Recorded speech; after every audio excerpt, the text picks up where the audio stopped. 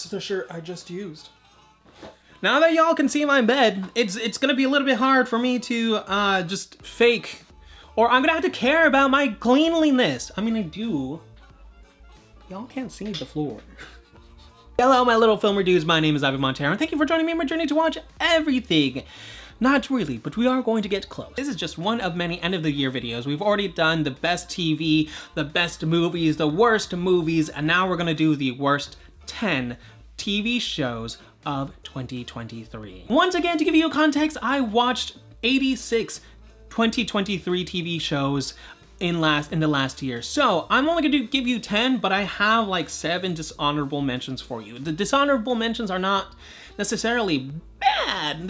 They weren't my cup of tea. They weren't my cookie. For our dishonorable mentions, we have season 2 of What If on Disney+. I Am a Virgo season 1 on Prime Video, based on a true story on Peacock. I Am Groot season 2 on Disney+, History of the World Part 2 on Hulu, Free Ridge on Netflix, Murder at the End of the World on Hulu, and The Curse on Paramount+. Some of you guys are probably like, Ivan, what the hell? Here's the thing. I didn't like any of these shows. Season 2 of What If is just fine. I don't like What If season 1, and honestly, season 2 did do a lot better. It wasn't really that good. I Am Virgo, I talked about this in my monthly, I believe in my September monthly video. I didn't really like the way it ended. I thought it was all really cool and really weird, just up my alley. I just wasn't really sure I agree with the message. Based on a true story is an Only Murders in the Building ripoff, and it's just not that good or funny. I Am Groot season 2, I view I'm Groot as cute, but I think the show is completely inconsequential, and I think it's a little bit waste of a lot of people's times. That's just what I think. I think it's not bad, I just don't think they're great. History of the World Part 2 started out really well, and then just went downhill by repeating jokes and just never really moving on from certain topics and themes, and I think it just got a little bit too political for my taste. Free Ridge, I did not realize was a spin-off of a different show on Netflix. However, I did not like the acting, the directing, the writing. It was not a good show. It's entirely cheesy, but it's a Netflix show. So, I mean, if you really like that Netflix cheese, you're really gonna eat this one up. Then there's Murder at the End of the World. I only got to, I think, 2.5 episodes. I think I stopped watching it halfway through episode 3. I just did not like the writing. I did not like the acting. It's just pretty much the same reasons. I think that the acting, especially for a couple of the characters, is just abysmal. It is so boring. I started the first episode and the acting for the boyfriend was so bad that I actually wrote a first draft of a short film of how a director would direct poor acting. I'm sorry, but like I just couldn't do it. I couldn't do it after that. I just couldn't do it after that, and I'm not gonna do it after that. I'm so sorry, but after watching so many murder mystery shows and movies in this past year, Murder at the End of the World is a fantastic concept. It just came way too late, and it's too much. It's too big of an ask for something that mediocre at the end of the year. I'm so sorry. And then finally, The Curse. If you guys love A24 and you love the weird, you're gonna eat this up. My friend and I talked about it when the show ended in 2024, so this is based on up until episode 8. But The Curse to me was not it. I think it's awful, but we're just gonna move on. So now for our worst 10 TV series and seasons in 2023. And in number 10, we have The Goldbergs season 10. I love The Goldbergs. However, this last season is very bad. It wasn't really funny, and I think I just wanted to give it the benefit of the doubt, and I thought maybe it's just me. Maybe I'm just being picky, but nah. It's just, without Murray, without Pop, it just didn't work. And I don't think the show handled Murray's character very well. I think it was slightly insensitive. I think it was fine. I did react to that first episode, but in retrospect, I don't know if it was done in good taste. I don't know. And just the whole season felt awkward. And I know that this show was not supposed to originally end it with season 10, that they wanted to do a proper finale season with season 11. It's just, I think it overstayed its welcome, especially after Pops and just everything had gone down.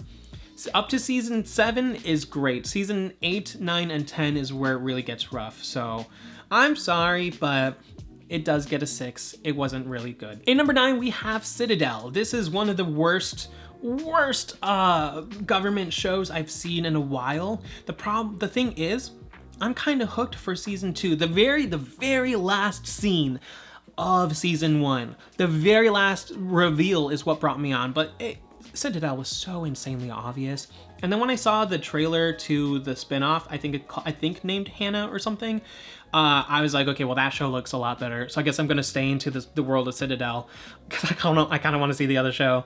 And again, I kind of want to see where season 2 progresses. So even though it's on the worst list, I am still excited for season 2. It's just season 1 is insanely rough.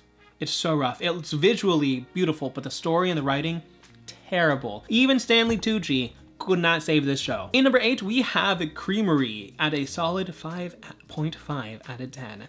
I think Creamerie is one of the worst shows I've ever seen. It is hilariously unfunny, and just the pacing is entirely off. Just, I don't know. I guess people love this in New Zealand. This wasn't it. I am very interested to see where things are going to go in season 3. However, unlike Citadel, oh man, this show is so massively rough that I just don't care. I just don't care, and I don't think I'm going to continue to see this season 3 because it's just, I don't think it's worth my time. It was so rough to sit through it, I'm not going to lie. I wish there was a double speed like Netflix has for the 1.5 speed for some of the shows, because that's how I had to finish some of the shows, because some of them were just bad. But oh well. In number 7, we have the Santa Clauses season 2. I'm so sorry for those who loved it. I enjoyed the first season. I mean, even though I enjoyed the first season, even I can say that first season wasn't even that good. I would give it graciously a 7 because I liked it. But season 5 is really a dumpster fire of a season. I think they tried to do too much in 6 episodes. The season really should have been 12 episodes. I like the fact that we got a little bit more lore to the kids and to the lore of Santa Claus and everything else. But this season just felt so disjointed and discombobulated and just all over the place and no place at all. And the villain was awful. I mean, Eric Stonebrook could have done a lot better. It seemed like he was just ad-libbing his lines. They probably said, go be you, do the funny, and he's just doing stuff. But when he was menacing, he was kind of good. But man, I don't know. I'm just gonna stop ranting about the show because literally everyone in the show kind of frustrated me on a character perspective. I just did not enjoy the writing of the show this year. In number 6, we have Lopez versus Lopez. Oh man, I am Hispanic and I don't get offended by pretty much anything and everything, but this show is insanely offensive to the Hispanic community. I don't want to hear anyone say Latinx to me or refer to me as that. I would like someone to refer to me as American Hispanic, if that's okay. Or, American. Yeah, and I don't care. It's just how our language is. We have the masculine and the feminine form, and we're not just saying something is masculine or feminine. It's just how the words and the language works. It's Latina or Latino. I just don't care, I think, too much. And this show is just awkward. It is not funny. None of the characters are good. They all make fun of the dad way too much, and I don't know. I think this show is just therapy session for Maya Lopez's character, the young Lopez. If it's a testament to the show, it did go from a full season order to a 12 season order, that's half, to then also even less. It's only gonna get 10 episodes. It went from 22 to 10. That they don't have any much faith on Lopez versus Lopez, and I really do hate to wish malice upon someone's work like this, but this show should not be on television. It is sending the wrong message. It is the wrong thing. Please do not watch it. It is bad. I hate it. In number 5, we have Class of 09 on Hulu. I only saw 1.5 episodes from this. It was a retread of Citadel for me, and I thought, can't do it. Will not do it. The only thing that was worse about this show is that the dialogue was so awful. The exposition, the obvious, oh, don't you remember this in college when we did this, and this? Oh, how's that relevant? Well, this and that. No, I don't freaking care. Just show, don't tell. No one knows how to write anything nowadays. And so I just, a lot of these government shows can be fun, but nowadays the writing is just, it's not even on the wall. It's just on your face. It's on the nose. It's on the nose. And that's what this show is. I couldn't do it. I just could not do it. I was super excited for this show because I love the cast, but I just could not. I just could not do it. And I won't do it. Coming in at number 4, we have Young Rock Season 3. Oh, boy. This show was indeed canceled for good reason. It is unfunny. I think this is the worst thing that The Rock has ever produced. He is monotone as crap whenever he does the narration. It's like, I don't know. Dwayne Johnson needs to just calm down and figure out what the crap he wants to do, because this show was not it.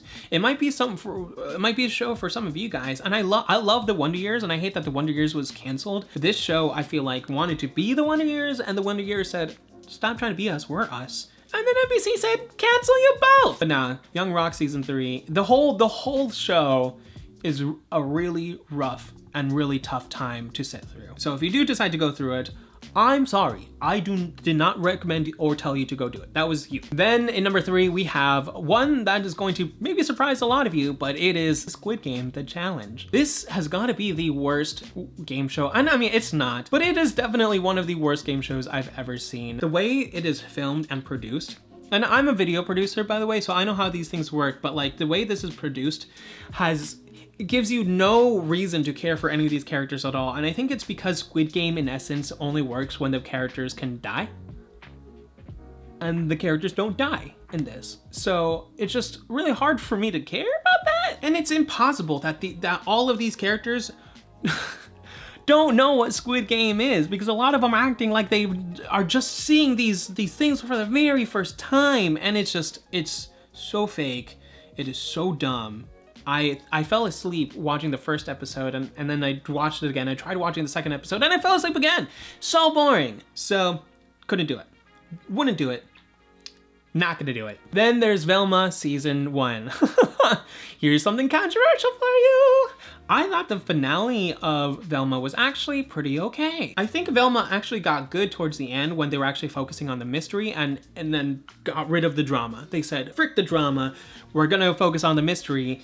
And it was actually a decent watch towards the end. And by towards the end, I mean like literally the last like maybe 3 minutes of the second to last episode, and then the very, very final episode. I am intrigued to see where Season 2 is gonna go from here. It was renewed for Season 2, and I think it's gonna come out this year. I don't really know, but I'm gonna watch it. But the first season was not good. It was really, really bad. I thought some of the jokes were pretty funny and pretty spot on, and people got upset for the right reasons, but at the same time, it's the execution, and I thought that this execution wasn't good. And I think that if you just take the Scooby-Doo name out of it, the rest kind of stands. But I don't know, man. It deserves to be number 2 worst show of 2023. And a lot of you guys are thinking, why is that not the first one? Well, because the number 1 worst show of 2023 is Disney Plus's Marvel Studios' Secret Invasion. Holy cow. Is this show just a load of garbage? The writing, the directing, the blocking, the acting, nothing in this show should exist. Everything in this show should just be obliterated. Just like how Marvel pretends the Inhumans doesn't exist, they should just pretend that this doesn't exist. They should just say, nope, never happened. We're just take it off. Just take it off Disney Plus and be like, we don't know what it is. We accidentally deleted the files. Oops. It's so simple, Disney. Please delete it. It is so bad. I don't think I'll ever forget the awful blocking that is Graphics' back toward the camera yelling. Oh my god, it's so bad. I can't do it. I'm sorry.